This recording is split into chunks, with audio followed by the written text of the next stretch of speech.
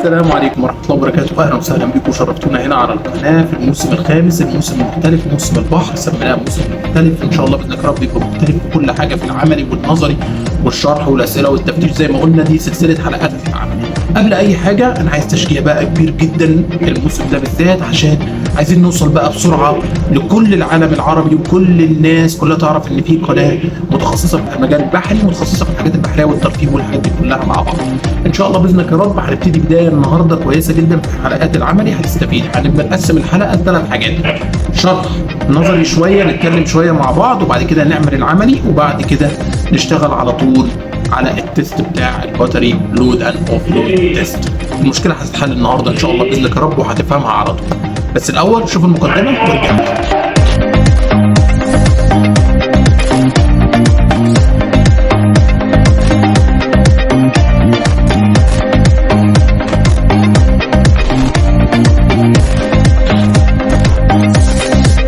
السلام عليكم ورحمة الله وبركاته. أهلا وسهلا بكم في حلقة الباتريز أون لود والأوف لود. قلنا عايزين تشجيع كتير جدا وتنشر الحلقة على قد ما يعني تقدر، وتعرف الناس اللي في قناة على التليجرام وقناة على الواتساب. ممكن تروح تشترك عليهم، بنزل عليهم على المعلومات السريع.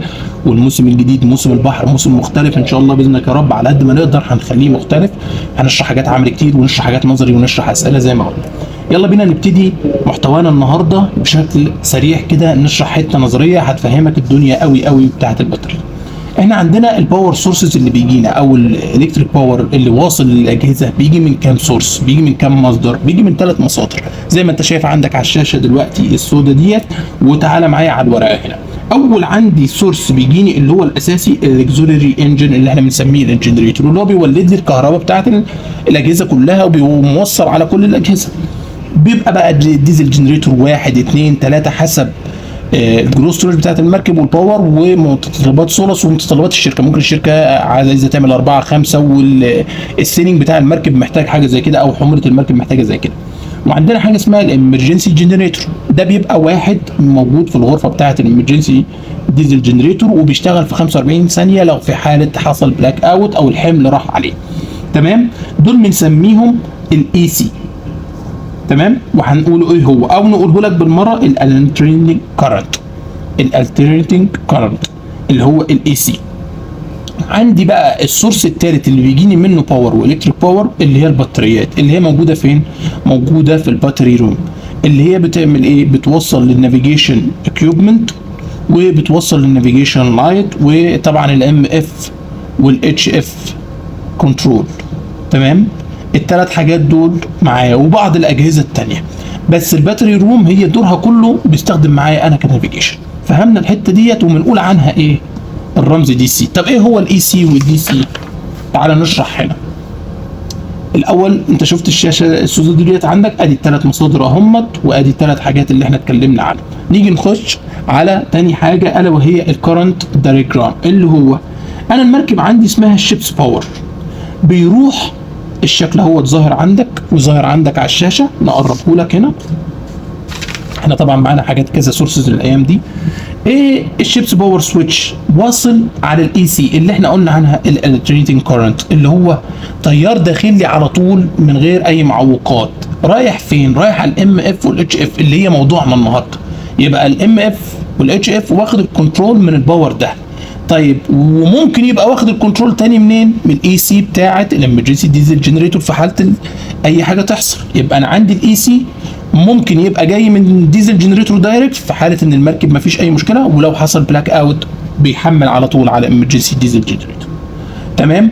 وبيبقى عندي حاجه اسمها الاي سي 2. ايه هو الاي سي 2؟ انت هتلاقي دايما في البطاريه لما هنروح نشرح دلوقتي اي سي 1 واي سي 2. الاي سي 2 اللي احنا قلنا سويتش باور، اللي هو المركب جاي على طول من الامرجنسي على طول علينا، ورايح برضو للبطارية عشان يشحنها. رايح لها تيار من برضو من المحرك الاساسي اللي هو المولد الاساسي. يبقى انا عندي السورسز الاثنين جايين لي من الاي سي 1 ومن الاي سي 2 على الام اف اتش اف وعلى البطارية. طيب والدي سي 1 ايه هي؟ اللي هي الدايركت كارنت، اللي هو جاي منين؟ من الباتري روم. كده سهلة جدا. طب ايه هو الاون لود وايه هو الاوف لود؟ الاون لود يعني انا حملت على البطاريه، خلاص عملت عليها حمل. اون لود عملت عليها حمل. تمام. الاوف لود يعني انا لسه شغال على الشيبس باور. طيب انا بعمل الاختبار ايه؟ بعمل الاختبار على حاجتين. بعمل الاختبار مره عن الاوف لود اللي هو ثابت عندي، بشوف اللي هو القرايه بتاعته، وبعمل الاون لود. يعني مره بخليه الاي سي هو اللي شغال وبشوف الاوف لود عليه. انا اول ما اسمع كلمه اوف لود يعني الاي سي هو اللي شغال. الاثنين واحد واثنين. اول ما اسمع كون اون لود يعني دول مقفولين والدي سي هو اللي شغال، اللي هي البطاريات اللي شغاله. دلوقتي خدت هي الحمل. تمام.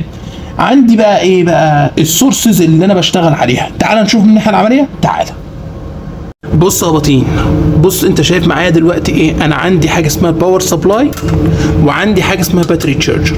عندي اي سي 1 اهو واي سي 2. معنى كده ايه؟ ان انا الاثنين وصلانين على التيار. تمام. التيار الرئيسي اللي جاي من المركب، عشان كده الام اف والاتش اف شغالين. تمام. والبطاريه واخده تشارج. ليه؟ لان وصل لها تيار. دلوقتي انا عايز احمل على البطاريه، هعمل ايه؟ فهمت كده؟ ادي الباور سبلاي اهو، دي اليونت الاولانيه ودي اليونت الثانيه. هعمل ايه بقى عشان اشغل البطاريه واخد القرايه؟ الاول اروح ابص على القرايه دلوقتي اللي هي ايه؟ اوف لود. لسه البطاريه ما خدتش الحمل، يعني هي لسه اوف لود مش محمله. لقيته مكتوب لي 26 وشويه، يعني 26. تمام.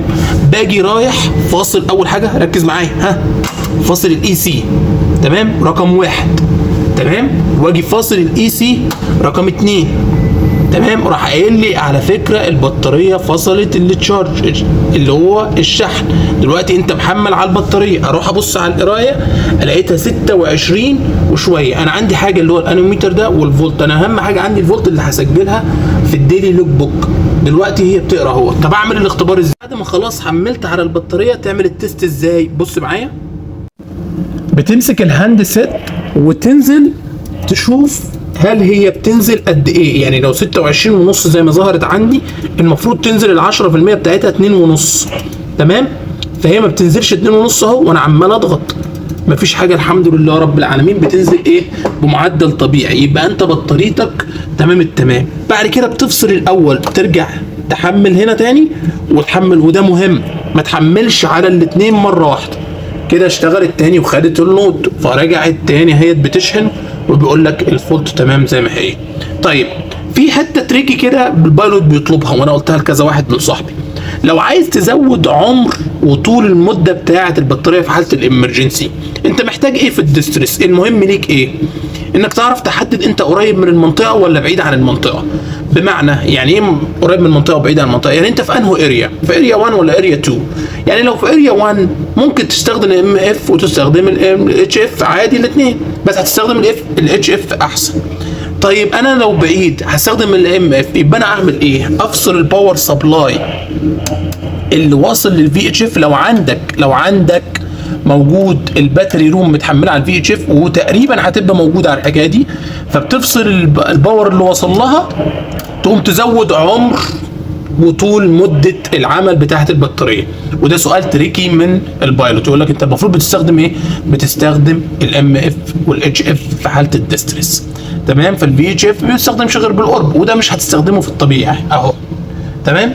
عندي حاجه مهمه جدا الا وهي اسمها البرفورمانس ريبورت بتاع او البرفورمانس بتاع البطاريه، ودي ناس كتير بتقع فيها. بص انا معلقها هنا. كل مره بتيجي تعمل فيها انوال انسبكشن على الراديو بيعمل لك عليها باتري تيست، وبيديك حاجه اسمها البرفورمانس، ولازم تعلقه هنا، وبيديك حاله بتاعه البطاريه. تعالى لي كده. بمعنى ايه؟ يعني بيديك شكل البطاريه ديت عمرها دلوقتي الافتراضي بقى عامل ازاي، قوتها واستخدامها والحاله بتاعتها والكونديشن. ده مهم جدا انك تبقى عارفه. فانت لازم تبقى واخد بالك من الموضوع ده جدا، وتعرف التاريخ بتاعها، وتعرف التاريخ امتى البرفورمانس بتاعها هتحصل، وايه اخر حاجه واخر تقرير تقراه. لو انت مش فاهم قوي خلي الاي تي او او الكهربائي يفهمه لك عشان تبقى انت على درايه. وممكن يقول لك بعض التعليمات وبعض الملاحظات، ما تعملش التست مش عارف بالطريقه دي، ما تعملش القصه دي كلها. التست ده بيتعمل عندنا كل قد ايه؟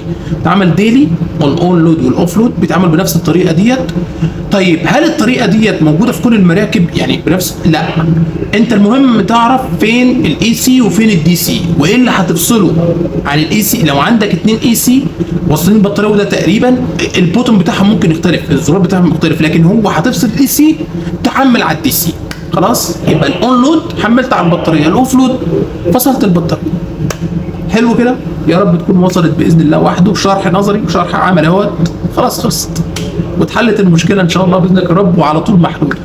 نشوفكم في حلقات عملي كتير، نشوفكم في حلقات عملي كتير. يبقى عملنا الحلقه الاولى سفر، الحلقه الثانيه عملي.